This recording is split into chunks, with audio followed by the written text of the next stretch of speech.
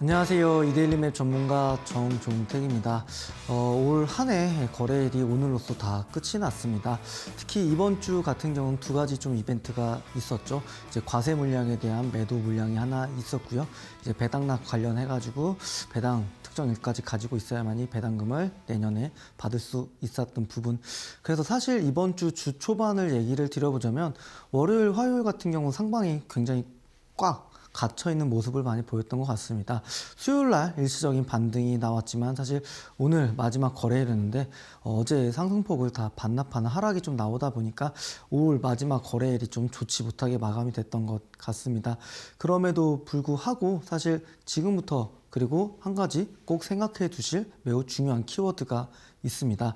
물론 이제 신정이 지나고 내년 첫 거래일이 시작이 된다고 하면 그때부터는 올 한 해 사업체에 대한 성과물을 발표해야 되는 잠정 실적들을 대기업부터 실적 발표를 할 겁니다.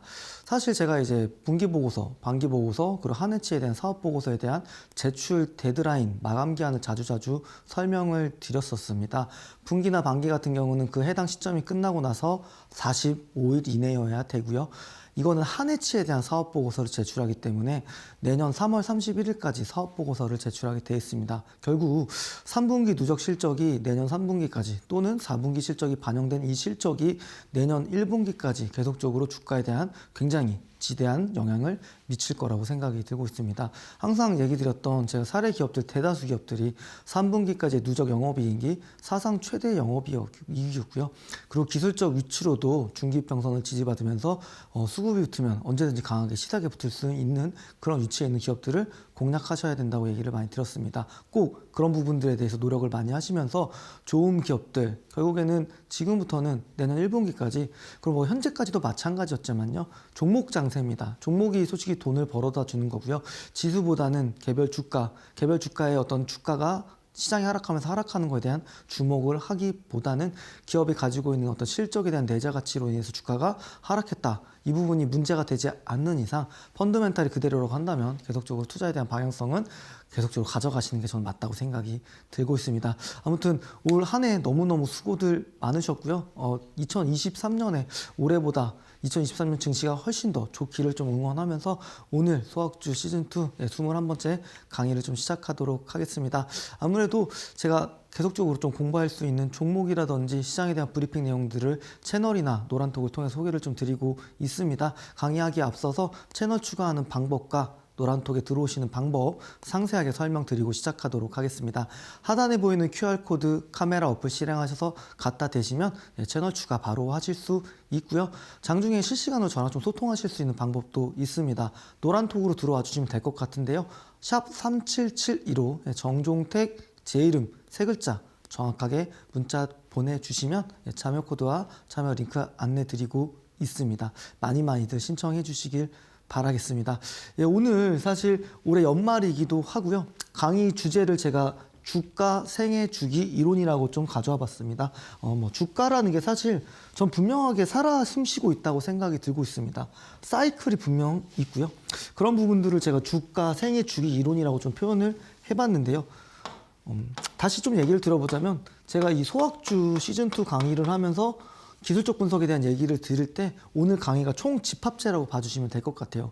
그동안 설명드렸던 뭐 캔들이라든지 거래량 그리고 이동평균선이 만들어지는 과정에서 뭐 역배열에서 이격을 좁히고 이평선이 수렴되고 다시 정배열을 만드는 과정 이런 부분들이 저는 주가도 사이클이 있다고 생각이 들고 있습니다. 그 부분들을 오늘 제가 종합적으로 다시 한번 좀 설명드리는 시간을 가지도록 하겠고요. 물론 이제 그에 앞서서 그동안 설명드렸던 강의들의 내용에 대해서 다시 한번 좀 설명을 좀 드리고 리마인드 차원에서 좀 설명을 이어나가도록 하겠습니다. 매번 드린 얘기 똑같습니다. 사실 이런 표현들 제가 최근에 많이 했잖아요. 어떤 부분이었냐면 상승형 삼각수렴 패턴 그리고 기술적 반등 1차 반등은 2차 반등은 실적이다 그런 얘기를 드렸는데 이 부분이 바로 기술적 반등이 되겠죠. 그리고 지수도 이만큼 대충 올라왔을 겁니다.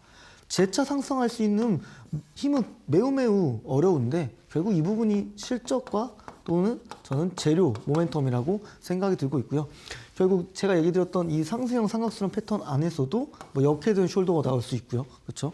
그리고 이중바닥 패턴이 나올 수가 있고 N자 패턴이 나올 수가 있고 매집봉이 나오면 힌트가 될 수 있다. 이런 얘기를 계속적으로 많이 들었습니다. 최근 5강의가 다 이 부분에 집중적으로 설명을 드리고 있기 때문에 채널 추가랑 노란톡을 많이 들어오시면 제가 이 부분도 다시 한번 꼭 보시라라고 설명을 드리도록 하겠고요. 결국에는 이 상승형 삼각수렴 패턴 안에서 2차 이 상승할 수 있는 힘은 결국 이 기본적 분석을 보셔야 돼요.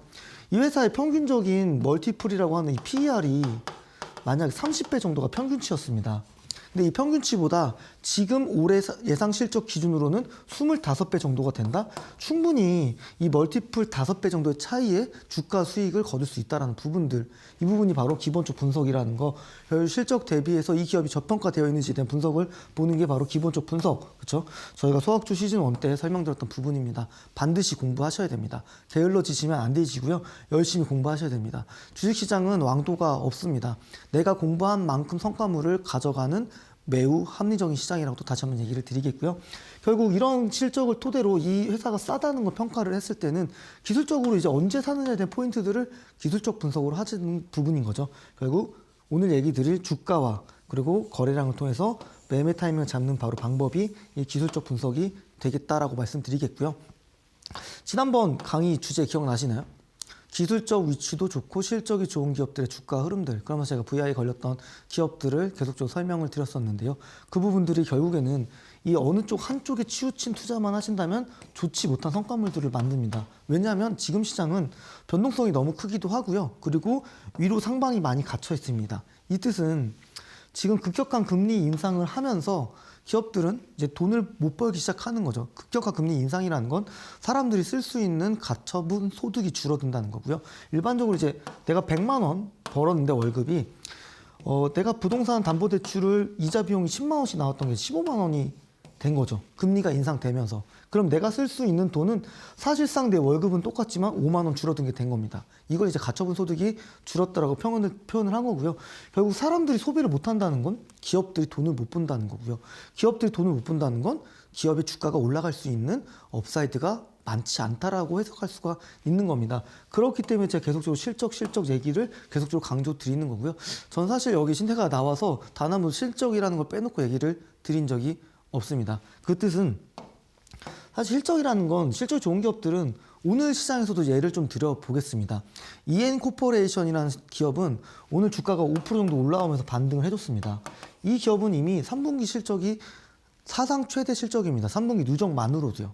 그런 기업들이 하방이 탄탄하고 이 밑으로 또 추가적인 하락보다는 지수가 하락하는 것보다 덜 하락하거나 비슷한 하락을 하고 또는 지수가 올라갈 때 강하게 반등을 해주는 힘, 결국 그 힘은 실적에서 찾으셔야 된다는 얘기를 드릴 수밖에 없습니다. 그래서 꼭 제가 드렸던 강의들 매우 뼈와 살이 되는 매우 중요한 강의들입니다. 꼭 이해가 되실 때까지 여러 번 반복순환해서 들으시는 게 좋을 것 같아요. 그래서 다시 한번 제가 투자하는 방법과 원칙에 대해서 설명을 드려봤습니다. 첫 번째로 오늘 제가 좀 러프하게 좀 얘기를 드릴 텐데요. 첫 번째로 여러분들께서 관심 있게 보셔야 되는 게 바로 거래량입니다. 거래량이 왜 중요한지에 대해 설명을 드렸겠지만 거래량을 통해서 주가가 만들어지는 거죠. 매수자와 매도자 간의 치열한 주문 체결이 일어나면서 주가는 변동을 하게 되어 있습니다. 결국 거래량을 통해서 주가가 만들어지는 거고요. 그렇죠? 이 주가라는 걸 통해서 여러분들께서 너무 중요하게 보는 이제 이동평균선도 이 거래량을 통해서 캔들이 만들어지고 거래량을 통해서 주가가 만들어지기 때문에 이평선까지 알 수가 있는 겁니다. 그렇기 때문에 거래량은 너무 중요하고 기술적 분석에서 빼놓고 설명할 수 없을 정도로 매우 중요한 자료이기 때문에 꼭 거래량에 대해서 개념에 대해서 다시 한번 좀 설명을 드려봤고요. 거래량 특징 다시 한번 좀 설명을 드려볼게요. 주가라는 건 사실 거래량에 대해서 비교해야 될 수밖에 없습니다. 평균적으로 100억 정도 거래가 됐던 기업이었는데 200억 정도의 거래가 된다? 이 뜻은 평균적으로 100억 정도 계속 났다면 주가는 그냥 횡보를 했었을 겁니다. 근데 200억, 300억 거래량이 터진다? 이 뜻은 시장에 대해서 관심을 받고 있고 결국 주가라는 건 거래량에 의해서 위로든 아래로든 움직일 수밖에 없다. 비례해서. 그렇기 때문에 주가와 거래량은 비례한다고 좀 설명을 드릴 수 있을 것 같고요. 결국 아까 제가 얘기 드린 것처럼 평균적으로 하루에 일평균 거래량이 100억밖에 안 되는 회사가 갑자기 10배 넘게 1000억 정도의 거래량이 들어왔다? 이런 거는 충분히 관심 있게 보셔야 되는 거죠. 그러면서도 기술적 위치도 좋고 실적이 좋다? 이런 부분을 열심히 찾아볼 수 있는 트리거가 될 수 있는 부분, 그게 바로 거래량이라는 거죠. 사실 많이 좀 들어보셨을 거예요. 거래량은 결국 숨길 수가 없다라는 표현들을 많이 하는데요. 그렇기 때문에 이 거래량이라는 건 매우 중요한 지표가 된다라고 좀 설명을 드릴 수 있을 것 같고요. 결국 주가라는 건 조금 전에 얘기 드린 것처럼 매수자와 매도자 간의 거래를 통해서 만들어지기 때문에 주가의 선행지표가 바로 거래량이 된다. 이 부분 특징 세 가지 다시 한번 좀 설명을 드릴게요. 매우 중요하기 때문에 한번 다시 한번 읽어보겠습니다. 주가와 거래량은 비례관계가 있다. 두 번째는 종목에 대한 관심도가 바로 거래량으로 얘기할 수 있을 것 같고요. 거래량을 통해서 주가의 어떤 선행지표가 된다. 거래량이. 요거를 한번 거래량의 특징 세 가지 꼭 알아두시면 좋을 것 같습니다. 거래량이 중요한 이유에 대해서도 세 가지 좀 설명을 드리도록 하겠습니다. 조금 전 얘기 드린 것처럼 거래량을 통해서 주가가 만들어지는 거죠. 그렇죠? 주가가 만들어진다는 건 이 주가가 그날 있었던 고가도 있고요. 그날 제일 낮았던 가격인 저가도 있고요. 그렇죠? 그리고 그날 처음 시작했던 가격인 시가, 그리고 그날 끝났던 가격인 종가. 이렇게 했을 때는 바로 이런 캔들이 만들어지게 돼 있는 거죠. 이게 이제 양봉 캔들이라고 설명을 드리겠습니다. 왜냐하면 시가보다 종가가 위에 있기 때문인데요. 결국 이 시가와 종가의 차이가 몸통이 결국 된다고 얘기를 드렸었고, 이 양봉 기준으로는 고가와 종가의 차이가 윗꼬리가 되겠고요. 반대로 이 시가와 저가의 차이가 양봉에서는 밑꼬리가 된다는 부분들까지 보시면 될 것 같아요. 그래서 거래량이 주가를 결정하고요. 그날 있었던 최고가, 최저가, 시가, 저가도 결국 거래량이 결정을 합니다. 그렇기 때문에 이 거래라는 건 곧 캔들의 모양을 만들어 줍니다. 캔들 제가 5개를 설명을 드렸어요. 그렇죠? 가장 기본적인 캔들이 종가가 시가보다 위에 있으면 높게 자리했기 때문에 빨간불 켜지겠죠. 양봉이라고 합니다. 만약에 종가가 시가보다 밑에 있으면 당연히 파란불을 켤 거고요. 이게 바로 음봉 캔들이 될 겁니다. 만약에 이 시가와 종가가 똑같이 끝나고요. 이렇게 이렇게 그날 고가와 저가가 이렇게 있다고 한다면 이런 십자 캔들 얘기 드린 적이 있고요. 또 여러분들이 관심 있게 보셔야 될 매집봉의 하나가 바로 저는 영망치형 캔들을 많이 설명드렸습니다. 결국 이런 캔들의 모양들은 거래량을 통해서 주가가 결정되기 때문에 캔들이 만들어진다는 것까지 연속적으로 생각을 해주셔야 되고요. 결국 이 거래량을 통해서 주가가 만들어지고 그날 종가 기준으로도 이 이동평균선을 만들 수 있는 거죠. 이동평균선이란 건 최근 5일 동안의 종가의 합의 선들을 이렇게 연결한 선을 이동평균선이라고 하는 거죠. 그렇기 때문에 거래량이 너무너무 중요하다. 거래량을 통해서 캔들과 이동평균선이 만들어지기 때문입니다. 꼭꼭 거래량을 좀 체크하시는 부분들. 결국 거래량이라는 건 제가 보기에는 사실 이게 제일 중요한 것 같아요. 바로 매집봉입니다. 그렇죠? 매집봉이란 건 매우 중요한 어떤 매집의 흔적이 되는 기준봉이라고 얘기를 드렸는데요. 결국 거래량이 이따 또 설명드리겠지만 전일 대비해서 300% 넘고 또는 몸통의 크기가 작을수록 신뢰도가 높다는 얘기를 많이 들었는데요. 그만큼 거래량을 통해서 주가, 캔들의 모양, 그리고 이동평균선들이 정해지기 때문에 거래량은 매우 중요한 지표가 된다. 그래서 저는 사실 이제 자격증 공부를 할 때도 저는 기술적 분석에 대한 개념을 술주거라고 얘기했습니다. 기술적 분석이란 기술적 분석의 술, 그리고 주가와 거래량, 이거를 바로 기술적 분석이다라고 하면서 공부를 했던 기억이 나는데요.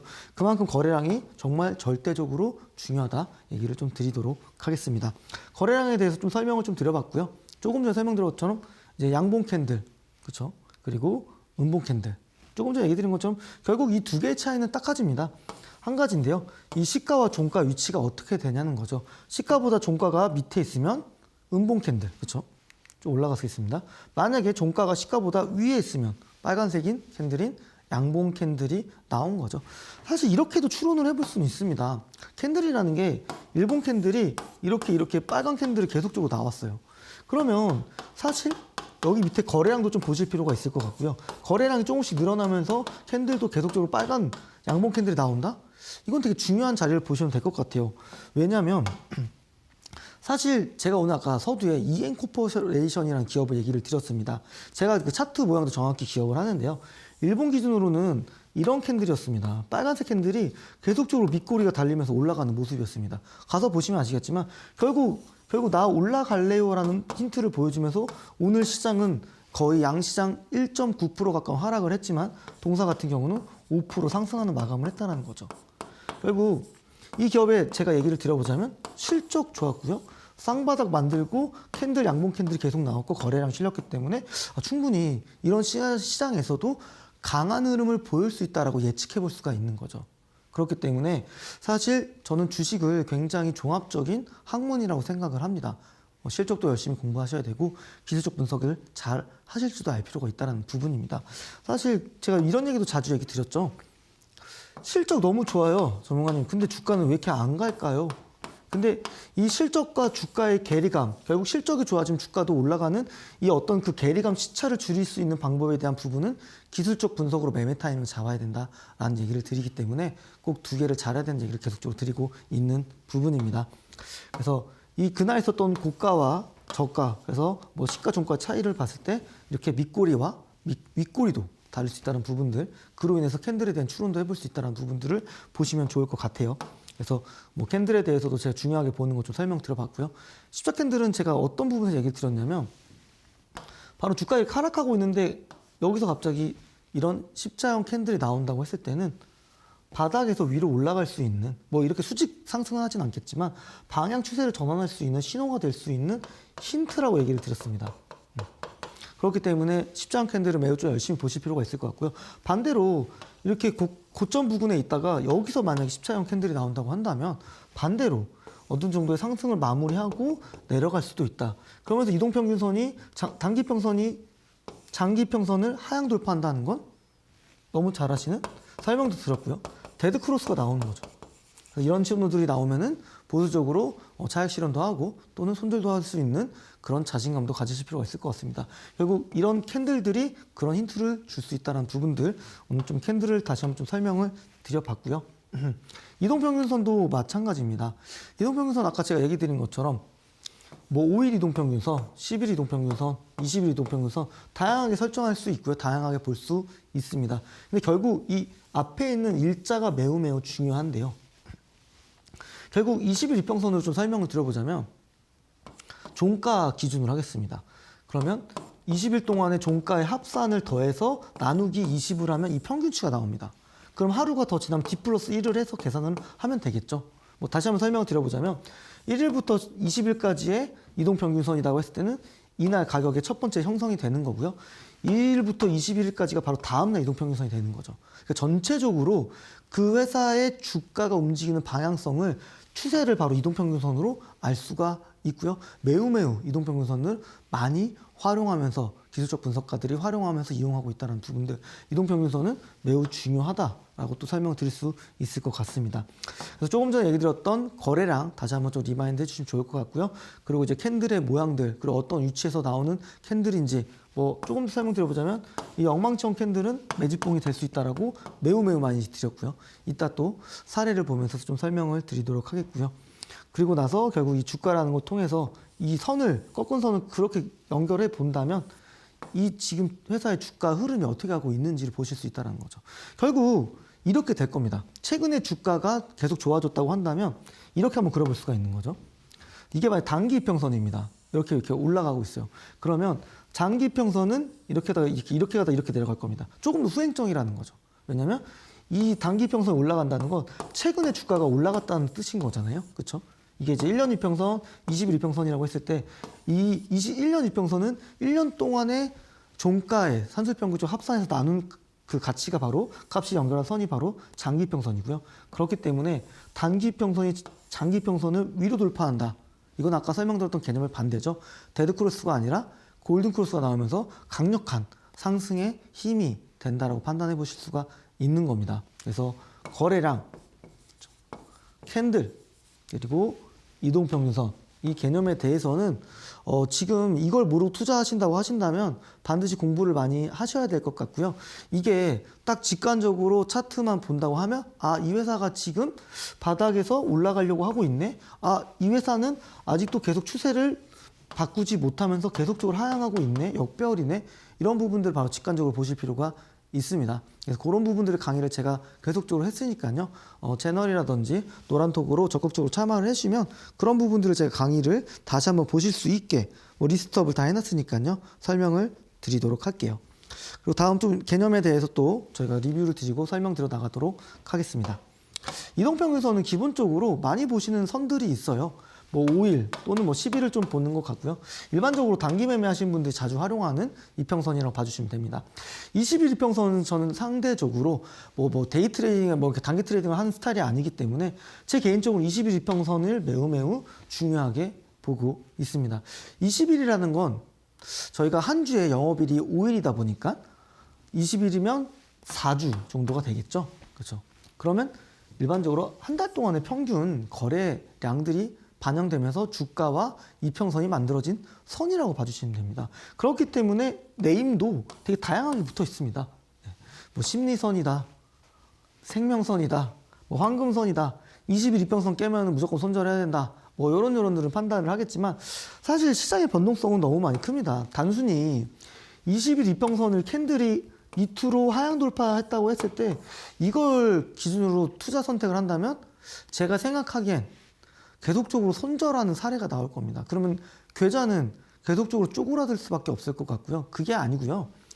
이렇게 21평선 하향 이탈을 한다고 하더라도 61평선, 121평선 보면서 캔들이 지지를 받고 실적이 좋은 기업들은 강하게 반등하는 모습들 보이고 있거든요. 그러니까 지금 제가 설명드린 개념을 다시 한번 설명드려보자면 캔들과 이평선을 통해서 기술적 분석에 대한 얘기를 한번 드린 거고요. 실적에 대한 분석을 얘기 드리면서 강한 반등을 흐르면서 나올 수 있다는 부분들을 실적에 대한 개념까지 같이 접목시켜서 설명을 드린 겁니다. 그래서 이 반쪽짜리 투자자로서는 내년에도 투자하기가 쉽지 않습니다. 사실 코로나 때 2020년, 2021년에 시장을 올린 사람들은 다양한 엄청난 사람들이 시장에 참여했기 때문에 그 유동성으로 시장이 올라갔던 겁니다. 근데 지금은 그런 장이 아니거든요. 거래 대금도 많이 줄어들고 있고요. 그렇기 때문에 단순히 짤막한 단편적인 지식으로 종목을 선택하고 접근한다고 한다면 제 생각엔 투자에 대한 확률은 높은 숫자로 가져가지 못할 겁니다. 그렇기 때문에 기술적 분석이랑 기본적 분석을 잘 하셔야 된다는 얘기를 강의 때마다 계속적으로 강조드리는 이유가 있습니다. 어려우실 거예요. 쉽지 않을 거라고 저는 생각이 들고 있습니다. 저도 뭐 10년 넘게 좀 오랫동안 투자를 했었지만 결국에는 제가 보기에는 좋은 기업을 찾아낼 수 있는 선구안이 정말 중요합니다. 최근 들어서 제가 기술적 분석에 대한 개념도 자주 설명드리는 건 결국에는 주식이라는 게 사놓고 무한정 기다렸던 거 주가가 올라가지 않는 사례들을 많이 보셨기 때문에 기술적 분석에 대한 생각도 많이 하실 거예요. 실적뿐만이 아니라. 그래서 그런 부분들을 제가 채널 추가나 노란톡에 들어오시면 또 설명을 드릴 수 있을 것 같아요. 다시 한번 채널 추가하는 방법이라든지 장중에 저랑 실시간으로 소통하고 커뮤니케이션하는 방법, 노란톡에 참여하는 방법 설명드리도록 하겠습니다. 하단에 보이는 QR코드 카메라 어플 실행하셔서 갖다 대시면 채널 추가 버튼이 나옵니다. 추가 버튼 편하게 눌러주시면 되시고요. 제가 채널에는 장전에 미국 증시 그리고 환율 동향 그리고 유가 동향 그리고 아시아 증시들 분석해서 올려드리고 있고요. 공부하실 종목들 이런 기업들이 왜 이런 자리에서 주가가 슈팅이 나왔는지에 대해서 자신감 있게 공략할 수 있었던 포인트들을 딱딱딱 짚어줄 수 있는 내용들을 올려드리니까요. 채널 추가 많이 해주시면 좋을 것 같고요. 장중에는 제가 지금 오늘 시장에서는 항공 섹터가 좋다, 우주항공 테마가 강하다, 앞으로 이쪽이 좀 돌아갈 것 같다 이런 얘기를 자주 드리고 있습니다. 정말 살아있는 생생한 정보고요. 노란톡에 들어와 주시면 될 것 같은데요. 노란톡에 참여하시는 방법은 샵 3771호 정종택 제 이름 3글자 정확하게 문자 보내주시면요. 노란톡으로 들어오실 수 있는 참여 링크와 참여 코드를 안내해 드리도록 하겠습니다. 전혀 비용 드는 거 없이 다 무료니까요. 많이들 채널 추가하시고 많이들 노란톡 들어와 주시면 될 것 같습니다. 네, 이평선에 대해서 개념에 다시 한번 설명을 좀 이어나가도록 하겠습니다. 61선도 저는 굉장히 좀 중요하게 보는 이유가 있습니다. 일전에도 설명을 드렸어요. 사실 60일이라고 하면은 그렇죠? 이거의 3배이기 때문에 3개월 동안에 대한 이동평균 값들에 대한 평균치에 대한 선이 되겠죠. 근데 60일이라는 건 사실 3개월이고요. 기업들 상장사라고 한다면 분기보고서, 반기보고서, 사업보고서는 분기마다 제출하게 돼 있습니다. 그렇기 때문에 장기적인, 중장기적인 수급선이라고 판단할 수 있고요. 이쪽은 약간 단기적인 측면에서 봐야겠죠. 5일에서 10일, 20일 사이는요. 그리고 중기 추세선, 실적선이라고도 얘기 좀 해볼 수 있을 것 같습니다. 그 두 배인 이제 121선 6개월 선은 뭐 경기 사이클 선이라든지 장기 추세 선이라고 표현을 하고 있습니다. 결국엔 제가 이평선을 설명드리는 이유는 일전에 제가 정배어 이따가 또 설명드리겠지만 이렇게 한번 설명을 드려볼게요. 20일, 60일, 120일, 241선이 있다고 하겠습니다. 딱 보는 것처럼 단기평선이 제일 위에 있고 장기평선이 제일 밑에 있기 때문에 정배열이라고 하겠죠. 그렇죠? 정배열을 했을 때 만약에 주가가 20일 추세를 깨지 않고 계속적으로 잘 올라갔었는데요. 근데 만약에 지수가 급락을 하면서 해당 회사의 주가가 밑으로 같이 떨어졌습니다. 근데 결국 실적이 좋은 기업들은 161선이든지 121평선에서 잘 지지를 받는 모습을 연출을 하고 있거든요. 근데 거기서 지지를 받고 다시 한번 재차 슈팅을 하고 이전 전고점을 넘기는 모습들을 보입니다. 근데 그 힘은 결국에는 실적에서 찾아보셔야 되고 실적이 좋지 못한 기업은 지수보다 더 큰 폭으로 하락할 수 있다. 그렇기 때문에 적자 기업이라든지 실적이 계속적으로 내려가고 있는 기업들은 투자를 지양하시는 게 맞다라고 좀 얘기를 드리겠고요. 결국에는 이런 기본적인 캔들과 이평선과 뭐 거래량과 이런 거를 통해서 좋은 매수 타이밍을 잡자는 게 기술적 분석에 대한 취지라고 저는 생각을 하고 있고, 결국 좋은 기업을 사서 어떻게 보면은 일시적인 하락으로 인해서 손절을 한다든지 또는 포기를 한다고 한다면 제가 봤을 때 아까 얘기 드린 것처럼 계속적으로 손절할 수밖에 없는 사례가 나올 수밖에 없을 겁니다. 지수는 언제든지 올라갔다가 언제든지 급하게 내려올 수 있습니다. 근데 이런 어떤 일시적으로 선을 토대로 판단한다는 건 너무 단편적인 투자 방법이고요. 꼭 실적을 결합시켜야만이 투자에 대한 완성도, 투자에 대한 확률, 투자에 대한 신뢰도가 높아진다라고 얘기 좀 드리도록 하겠습니다. 예, 골든크로스 좀 얘기 드리겠습니다. 단기평선이 장기평선을 이렇게 상향 돌파하는 거를 골든크로스라고 하고요. 대부분 이 골든크로스를 만들기 전에 시세가 분출하는 경우도 있고요. 아니면 다 만들고 나서 시세가 분출되는 경우도 있습니다. 그래서 골든크로스에 가까워지는 시점이 된다고 했을 때는 주요하게 봐야 돼요. 그래서 11일평선이라든지 21일평선이 60일이라든지 121평선을 부근에 올라간다 추세를 만들어서 부근하는 시점부터 관심을 가져야 된다라고 좀 얘기를 드리겠고요. 이 골든크로스는 매우 강력한 상승의 힘이 된다라는 것까지 다시 한번 또 얘기를 드려보도록 하겠습니다. 예, 빨간 선은 20일 이평선이고요. 파란 선을 60일 이평선이라고 했을 때 바로 이런 시점에 캔들은 이렇게 강한 상승 흐름을 보이는 거죠. 어떻게 보면 패턴으로 설명드렸던 고점은 그대로인데 저점이 높아지는 상승형 삼각수렴 패턴이 나오는 거죠. 뭐 이평선으로 충분히 표현할 수 있다고 생각합니다. 그렇기 때문에 이게 가까워지는 시점에 주가는 강하게 올라가고요. 사실 주가라는 게 뭐 한없이 올라가거나 뭐 끝없이 내려가지는 않습니다. 어느 정도 하방을 지키면서 뭐 이렇게 제로 테머에서 급등하는 케이스도 있고요. 근데 결국에는 이 1차적 기술 반등을 끝나고 2차 실적 반등을 한다고 했을 때 이제 다시 한번 조정을 받을 겁니다. 지지를 받으면서 재차 상승할 수 있는 거는 앞으로 이 회사에 보여줄 수 있는 실적에 대한 기대감을 통해서 판단을 해야 된다라는 부분들입니다. 결국 좋은 자리에서 잘 사셨다고 한다면 좋은 자리에서 팔 수 있는 능력도 필요합니다. 좋은 자리에 산다는 건 기술적 분석으로 잘 하실 필요 있을 것 같고요. 잘 판다는 건, 결국 비싸게 내 수익률을 극대화시키면서 판다는 건 제 생각엔 실적이 된다라는 거죠. 그렇죠? 아까 얘기 드린 것처럼 사실 뭐 이 지금 1차 반등을 마무리하고 2차 반등하고 나왔을 때 더 올라갈까에 대한 판단은 물론 기술적 분석에 대한 부분도 분명 중요하고 뭐 거래량 이평선 다 중요할 것 같습니다. 하지만 뭐 전반적인 추세로 꾸준히 우상향하는 모습을 보일 수 있다고 판단할 수 있는 기준과 척도는 실적이라는 거죠. 다시 한번 얘기 드리겠습니다. 실적이라는 것 토대로 순이익을 통해서 EPS가 나오고 EPS 통해서 PER이 나옵니다. 근데 이 회사의 평균적으로 5년 동안에 PER 밴드가 이렇게 흘러갔습니다. 그러면 평균치를 딱 그어서 15배라고 얘기를 해보겠습니다. 근데 올해 컨센서스와 또는 내년 컨센서스로 기업을 쳐다봤을 때 지금 예상 퍼가 대략적으로 한 10배 또는 8배 이렇게 된다고 한다면 이 갭 차이만큼, 이 PER 밴드의 차이만큼, PER 숫자의 차이만큼 투자할 수 있는 같이 판단도 해보셔야 된다는 부분입니다. 그래서 이 부분들을 꼭 열심히 좀 공부하시면 좋을 것 같습니다. 그래서 골든크로스 개념에 대해서 좀 설명을 좀 드려봤고요.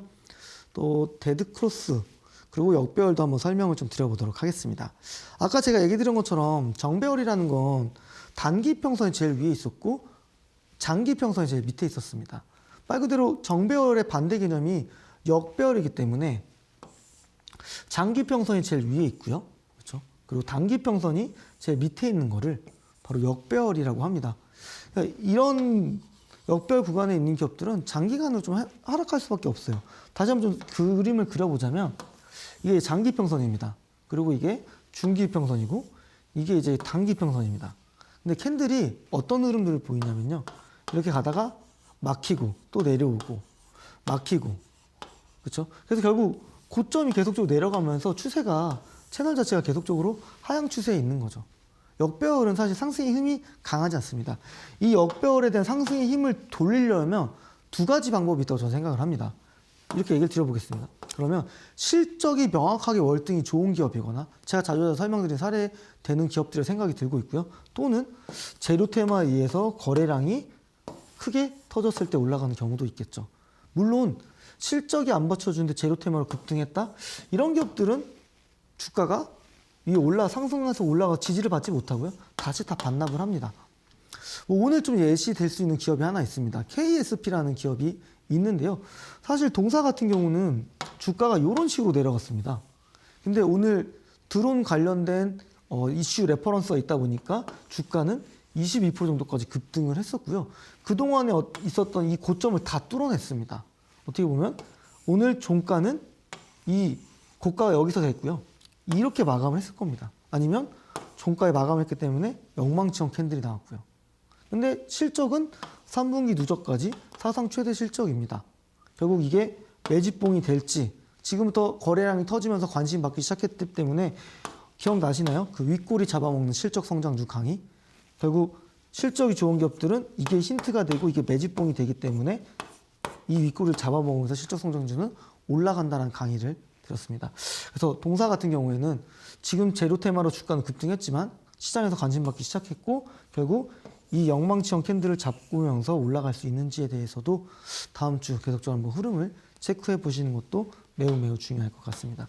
그리고 역배열이라는 거는 상승의 힘이 강하지 않습니다. 추세를 돌리려면 재료 테마에서 시세가 붙거나 또는 실적이 앞으로 압도적으로 좋아질 수 있는 기대감들 또는 압도적인 실적이 찍히는 순간부터는 주가는 강하게 올라가고 있고 결국 역배열이 이격을 좁히면서 제가 서두에 얘기한 것처럼 오늘 주가 생애 주기 이론을 얘기 드릴 텐데요. 그 부분을 얘기 드리도록 하겠습니다. 그래서 역배열이었던 종목이 이렇게 이격을 좁히면서 이평선 수렴을 하고요. 결국 단기 그리고 중기 그리고 장기 순으로 되면서 정배열 발산을 할 거다. 이게 오늘 강의의 핵심 포인트입니다. 그걸 위해서 지금까지 그동안 설명드렸던 매우 중요한 기본 개념들에 대해서 설명을 드린 거라고 좀 말씀을 드리도록 하겠습니다. 역배열 한번 보도록 하겠습니다. 하나투어라는 기업이고요. 제가 자료를 만들어서 당시만 하더라도 올해 8월이었습니다. 8월. 주가는 왜 이렇게 한없이 떨어졌을까요? 우선 실적 측면에서 좀 얘기를 드려보도록 하겠습니다. 리오프닝이라는 얘기는 2021년부터 계속적으로 나왔습니다. 근데 그럴 때마다 오미크론 바이러스가 나와서 확진자가 어마어마하게 많이 나왔고요. 근데 그렇기 때문에 사실 여행사들은 기대감만 있었지 실적으로 돈을 못 벌었기 때문에 기대감으로 올라갔다 주가로 실망감으로 인해서 주가는 계속적으로 하락한 거죠. 결국에는 다시 한번 올라가는 듯 했지만 다시 한번 역배열을 계속 만들었고요. 엄청난 기간 동안 횡보를 했습니다. 지금 주가는 어떤가요? 장기 이평선 부근까지 올라올 정도로 강하게 올라왔습니다. 최근에 주가를 들어올렸던 이 리오프닝 섹터를 본다면 중국에서는 이 봉쇄에 대한 해제 기대감이 있었겠죠. 그렇죠. 내달 초부터 5+3 자가격리 해제가 됩니다. 5일 동안은 중국 당국에서 지정한 장소에서 자가격리를 해야 되고요. 3일 동안 자율적으로 또 자가격리를 해야 됩니다. 결국 자가격리가 8일 동안 해야 하기 때문에 중국에 대한 가고 싶어도 이런 부분들이 리스크고 부담이 되기 때문에 영해에 대한 완벽한 수요가 회복되지 못했던 거죠. 근데 이게 이제 폐지가 된다고 한다면 그런 기대감들로 지금 주가가 올랐고요. 다시 한번 얘기 드리자면 그렇죠? 1차적 기술적 반등은 기대감과 기술적 반등은 올라왔습니다. 결국 재차 하락하지 않으려고 한다면, 재차 상승이 되려고 한다면 결국에는 이제부터는 실적으로 보여줘야 된다라고 판단을 하시면서 접근을 하셔야 될 것 같고요. 그렇기 때문에 사실 이 1차적으로 역배열을 만들어 오면서 기간 조정도 받았고요. 하지만 다시 이격을 좁히면서, 그렇죠? 이 이동평균선들 이격이 좁히면서 이평선들 수렴을 했고요. 그러면서 단기, 중기, 장기 순으로 정배열을 만들었다. 그렇죠? 결국 이 상승의 흐름이 이 정배열의 중요한 지지선들, 이평선들을 지지받으면서 안 내려오려고 한다면 결국 실적이 받쳐줘야 된다. 그렇기 때문에 기술적 분석과 기본적 분석인 펀더멘탈 분석도 같이 열심히 하셔야 된다라고 얘기를 좀 드릴 수 있을 것 같습니다. 역배열까지 좀 설명을 드렸고요. 결국 이 역배열이라는 개념에 대해서 좀 설명드리자면, 역배열과 캔들이 이 역배열에서 저항해서 돌파를 못하는 거죠. 그리고 이격을 좁히기 시작하고요. 이평선 수렴할 때부터 관심 있게 보셔야 됩니다. 이평선 수렴하기 전부터 그러한 모양새와 낌새를 보인다면 관심 있게 보셔야 된다는 부분 좀 보시겠고요. 그래서 제가 생각하는 주가의 시작의 개념은 우선 이렇게 먼저 설명드리겠습니다. 역배열이고요. 그렇죠? 역배열에다가 이제 이 이격을 좁히는 이 과정까지가 1차적 기술적 반등이다라고 설명을 먼저 드리도록 하겠고요. 나머지 좀 계속적으로 설명 이어가도록 할게요.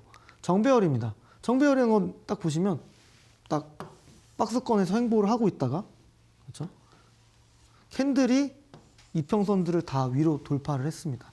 그리고 나서 기간 조정을 받고 주가는 탕탕탕탕 올라간 흐름을 보이고 있는 기업인 거죠. 현대미포조선이라는 기업입니다. 그렇죠? 3분기에 뭐 기대치만큼은 아니지만 실적이 어느 정도 회복될 거라는 부분들, 그리고 흑자 전환도 했던 부분들이 있었기 때문에 주가는 그동안 억눌렸던 것들이 이렇게 거래량이 실리면서 주가는 크게 올라갈 수 있었습니다. 지금 현재는 9만 원 부근까지 내려온 상태고요. 다시금 이 회사가 이 조정을 마무리하고 기간 조정을 거치고 나서 다시 재차 상승하려고 한다면 결국에는 올 한 해 4분기 실적을 발표하면서 어떠한 결과치를 회사가 성적표를 낼까, 이 부분을 포인트 있게 봐주셔야 될 것 같습니다. 그래서 정배열은 사실 지지라는 개념이랑 좀 접목을 시켜봤습니다. 조금 전에 설명드린 것처럼 역배열이라는 건 저항 그리고 이격이라고 얘기 드렸습니다. 저항받고 계속적으로 밑으로 내려가면 가급적 지양하고 이 회사가 추세를 돌 때까지 기다려야 되고요. 이 역배열의 이격을 좁히는 시점부터, 좁혀 나가는 시점부터는 관심 있게 보자. 그렇죠? 그리고 이평선이 이때 수렴을 할 거고요. 그리고 정배열이라는 건 단기 이평선이 위로, 장기 이평선 밑으로 가면서 정배열을 만들 때 이 강한 지지를 받았으면서 조정받을 때 이런 자리들을 공격적으로 공략할 수 있는 자리다라고 얘기를 드릴 수 있을 것 같습니다. 그래서 기본적으로 이런 개념을 이해하려면 조금 전에 설명드렸던 것처럼 캔들도 아셔야 되고요. 캔들을 만들어지려면 거래량이 필요하겠죠. 그렇죠? 거래량을 통해서 캔들이라는 건 주가라고 표현할 수도 있을 것 같고요. 결국 이 주가를 통해서 이동평균선 나온다. 이 개념을 아셔야만이 역배열과 정배열, 지지, 이격, 저항 이런 것들을 아실 수가 있는 겁니다. 그래서 이런 부분에 좀 이해를 돕고자 오늘 기본적인 좀 개념에 대해서 설명을 좀 드려봤습니다. 본격적으로 좀 사례에 들어가기 앞서서 제가 지금까지 얘기 드렸던 강의는 1시간 정도를 할애하면서 다 상당히 세세하게 설명드렸던 내용들이었습니다. 오늘은 굉장히 압축적으로 제 강의를 드리고 있는 부분이기 때문에 더 디테일하고 심도 있는 공부를 하시기 위해서는 채널 추가와 노란톡으로 좀 들어와 주시면 될 것 같아요. 그 방법에 대해서 다시 한번 좀 설명드리도록 하겠습니다. 하단에 보이는 QR코드 카메라 어플 실행하셔서 갖다 대시면요, 채널 추가하실 수 있습니다. 장중에 노란톡에서는 저랑 실시간으로 또 커뮤니케이션 나눌 수 있으실 것 같은데요. 노란톡 참여하는 방법에 대해서도 설명드리도록 하겠습니다. 샵 3772로 정종택 제 이름 3글자 정확하게 문자 보내주시면 되시고요. 그 부차적으로 이제 순서에 따라서 노란톡에 들어오실 수 있는 참여 코드와 참여 링크까지 설명드리도록 하겠습니다. 첫 번째 사례로 가져온 기업은 하이로닉이라는 기업입니다. 최근에 이 미용 의료기기 관련 쪽 주가 흐름들이 굉장히 많이 좋았어요. 가장 탑픽 중에 하나는 비올이었고요. 또 얘기 드릴 수 있는 기업은 이루다. 지난주에 사례로 설명드렸던 기업이고, 하이로닉도 마찬가지입니다. 하이로닉도 미용 의료기기 실적이 괜찮았고요. 이 뜻은 사람들이 일상으로 복귀를 하면서 어떤 미용에 대한 관심과 수요가 많아지면서 실적이 좋아지고 있다는 부분들입니다. 실적부터 좀 보겠습니다. 작년에 영업이익 한 해치가 46억이었습니다. 2분기 때는 사실 미진했고요. 3분기에 좋은 실적을 냈습니다. 그래서 3분기까지 누적 영업이익은 37억이었고요. 만약에 4분기 실적이 15억 정도 나와준다고 한다면 52억으로요. 전년 동기 대비해서 6억 정도 더 벌게 돼 있습니다. 그렇죠? 한 13% 정도 실적 성장을 하는 부분이죠. 근데 결국에는 이 13%에 대한 성장, 그럼 단순히 이 회사의 주가가 13%밖에 못 올라갈까요? 저는 그렇다고 생각하고 있지는 않습니다. 왜냐하면 그 부분이 이제 펀드멘탈 분석이 부가로 같이 보셔야 될 부분이 있다고 생각이 드는 것 중에 하나가 아까 얘기 드린 부분입니다. 멀티플 밴드가 이 평균값보다 밑에 지금 있다고 한다면 지금 현재 퍼가 그렇죠? 현재 PER이 그러면 이 업사이드까지 충분히 가져갈 수 있다는 부분입니다. 너무 빨리 팔 수 있는 실수를 범하지 않으시려면 펀더멘탈에 대한 분석이 같이 가셔야 될 것 같고요. 아까 제가 얘기 드렸던 주가 생애 주기 이론에 대해서도 설명드릴게요. 우선은 지수 따라서 밀립니다. 그러면서 역배열을 만들었죠. 그렇죠? 역배열을 만들고 역배열 이격을 좁혔습니다. 1차적 반등은 했어요. 근데 완벽하게 2차적 반등은 못했고 좀 꽤 긴 기간 동안 기간 조정을 받았던 거죠. 그리고 캔들은 이 20일 이평선을 깨지 않으면서 올라갔죠. 그렇죠? 여러분들 만약에 여기서 보시면 잘 안 보시겠지만 지금 이 자리가 캔들이 20일 이평선 하향 돌파한 자리입니다. 이게 손절하는 자리일까요? 20일 이평선 생명선이고 실미선이고 황금선입니다. 손절해야 되는 자리인가요? 아니에요. 실적이 좋기 때문에 이 밑에 보이시는 60일 이평선에서 지지받으면서 그대로 그동안에 상승 반납받았던 거를 만회를 했고요. 그 다음날에 다시 한번 주가가 올라갔습니다. 지금 주가는 계속적으로 이 고점 부근에 있고요. 왜 지수는 하락했는데 이 회사의 주가는 버티고 있을까요? 멀티플 기준으로는 아직도 실적 대비 싸기 때문입니다. 이런 분석들을 꼭 열심히 하셔야 돼요. 그래서 제가 얘기 드린 이 주가 생애 주기 이런 얘기를 들어보자면 역배열이었다가 그렇죠? 역배열이었다가 이격을 축소하고 나서 이평선들이 수렴을 했고요. 이평선 수렴한 다음에 발산을 하면서 정배열을 만들었다. 그래서 캔들이 중요한 이평선의 지지를 받으면서 다시 한번 재차 상승하는 모습을 보였다. 이게 사실 지금까지 소학주 시즌2 기술적 분석 강의에 대해서 총 집합제라고 봐주시면 될 것 같고요. 매우 매우 중요합니다. 저는 사실 지금까지 강의했던 내용들은 다 이거를 빌드업 시키기 위한 내용들이었습니다. 그렇기 때문에 매우 매우 강의가 중요했고요. 그동안 강의들을 꼭 여러 번 기존 강의들 찾아서 복습해서 들으시면 될 것 같고 찾기 어려우시다면 또 채널 오시면 되시니까요. 제가 그 부분 설명드리도록 하겠습니다. 두 번째 기업도 좀 보도록 하겠습니다. JVM이라는 기업이고요. 한미약품의 계열 회사입니다. 근데 이 회사는 여러분들께서도 이제 코로나 때문에 소분에 대한 개념이 매우 중요했어요. 왜냐하면 대량으로 뭔가를 가지고 있으면 바이러스가 단체적으로 다 감염이 될 때 좋지가 않죠. 그러니까 저희가 일전에 기억나시나요? 코로나 때문에 이제 모일 수 있는 인원도 제한돼 있었잖아요. 그리고 그런 부분들이 중요하게 부각이 되면서 이 회사는 실적이 굉장히 많이 좋아진 거죠. 2021년에 영업이익은 125억이고요. 올해 예상치는 231억입니다. 그렇죠? 전년 동기 대비해서 약 2배 좀 안 되는 실적 성장이 될 것 같고요.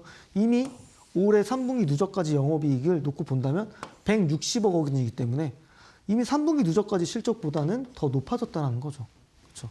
그러니까 이런 기업들은 하반 경직성이 탄탄하다라는 표현들을 정말 제가 많이 표현을 합니다. 실적주들은. 근데 이 회사 보시면 이때 부분이 하나 있을 텐데요. 좀 얘기 드려볼게요. 우선은 역배열이었습니다. 역배열이었고 계속 캔들이 이 21평선 돌파를 못하고 있었죠. 근데 이때 그렇죠? 이때 거래량이 실리면서 캔들이 주요한 이평선 다 뚫었습니다. 그리고 일명부용포의 구름대도 뚫었고요. 그리고 주가는 상승하는 척 하다가 조정을 받았죠. 그리고 중국의 제로 테마로 인해서 주가가 강하게 한번 슈팅이 나왔던 거죠.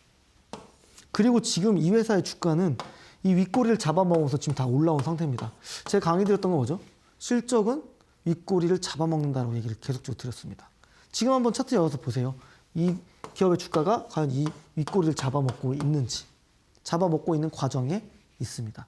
그동안의 강의들은 다 연결되어 있기 때문에 좀 보실 필요 있을 것 같고요. 결국에는 딱 보시면 캔들이 이동평균선이 지금 밀집돼 있고요. 이 회사는 제가 보기엔 4분기 실적도 잘 나왔을 때 실적이 부각이 되면서 언제든지 상승의 흐름들을 이어갈 수 있다라고 판단해 보실 수 있을 것 같습니다.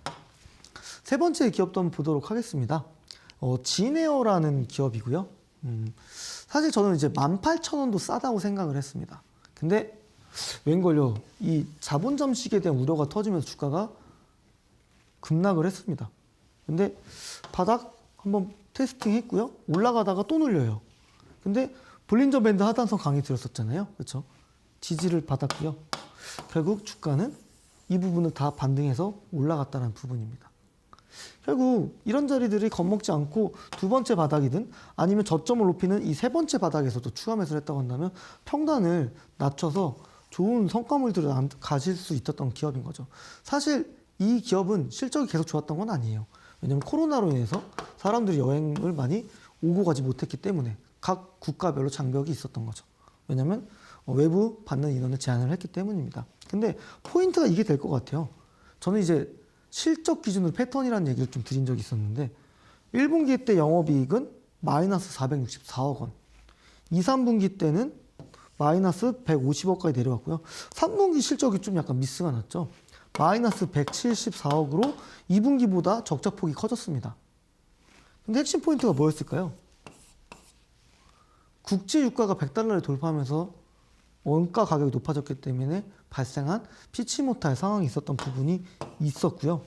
그런 부분들은 이제 국제 유가가 안정화되는 과정에 있기 때문에 4분기는 흑자 전환할 때라는 기대감으로 인해서 최근에 주가가 계속적으로 모든 일본 기준으로 모든 장기평선을 뚫고 위에 있다. 이 뜻은 결국 언제든지 다시 한번 부각이 되면서 주가는 올라갈 수 있는 모멘텀과 상승의 힘을 갖췄다라고 얘기 드릴 수 있을 것 같습니다.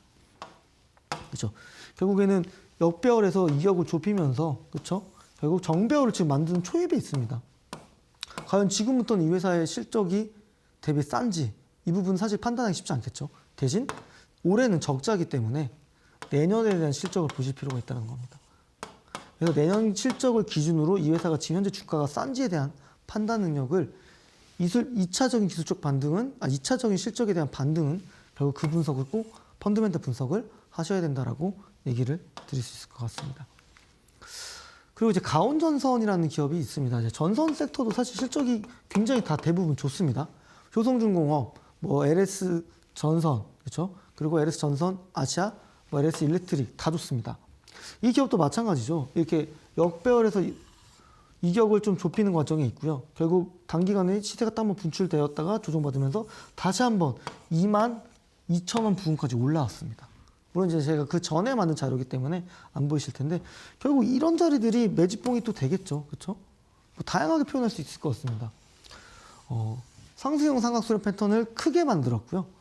두 번 바닥을 만들었고 저점을 높이면서 이 가운데 상승형 삼각수렴 패턴 만들었고 매집봉도 여러 번 있었습니다. 그러면서 주가는 22,000원까지 올라간 거고요. 실적을 보시면 3분기까지 누적 영업이익은 246억 원입니다. 작년 영업이익이 166억 원입니다. 아직 4분기 실적을 포함시키지 않았는데도 80억을 더 번 회사라는 거죠. 그렇죠. 80억을 더 벌었다는 건 전년 동기 대비 이미 3분기 실적으로도 2배 이상 벌었다는 겁니다. 50% 더 번 거죠. 그렇기 때문에 지금 시장에서는 실적이 월등하게 좋은 기업들 그리고 기술적으로도 이 이격을 좁히는 과정에서 힌트를 주는 자리들이 매우 중요한 공략할 수 있는 급소 포인트가 된다라고 또 얘기를 드릴 수 있을 것 같아요. 네. 그래서 이루다라는 기업도 마찬가지입니다. 그렇죠. 이 기업은 실적도 좋기 때문에 이 역배열도 크게 안 만들었습니다. 밴드 범위를. 그러면서 주가는 꾹 올라갔고요. 다시 한번 최근 들어서도 이 주가 상승 흐름을 끊지 않고 있다는 부분입니다. 제가 사실 강의 드리는 내용들은 다 똑같습니다. 무게중심 항상 똑같습니다. 실적도 열심히 보셔야 되고요. 기술적 분석 열심히 공부하셔야만이 빠르게 시간 대비해서 좋은 투자 퍼포먼스를 만드실 수 있다고 얘기를 드렸습니다. 이 부분은 꼭 같이 저랑 같이 하셨으면 좋을 것 같아요. 제가 그런 부분들에 대해서 가이드와 길라잡이가 되겠습니다. 채널 추가와 노란톡 참여하실 수 있는 방법 다시 한번 설명드리면서 강의 마무리하도록 하겠습니다. 하단에 보이는 QR코드 카메라 어플 실행하셔서 갖다 대시면 채널 추가 바로 하실 수 있습니다. 노란톡으로 들어오시면 좀 더 저와 좀 긴밀하게 소통하실 수 있습니다. 샵 3772로 정종택 제 이름 3글자 정확하게 문자 보내주시면 되시겠고요. 거기서 제가 노란톡 참여하실 수 있는 방법과 참여 코드 안내 드리도록 하겠습니다. 다시 한번 올 한 해 동안 너무너무 수고 많으셨습니다. 올해 잘 마무리하시고요. 힘차게 또 내년에 찾아뵙도록 하겠습니다. 감사합니다.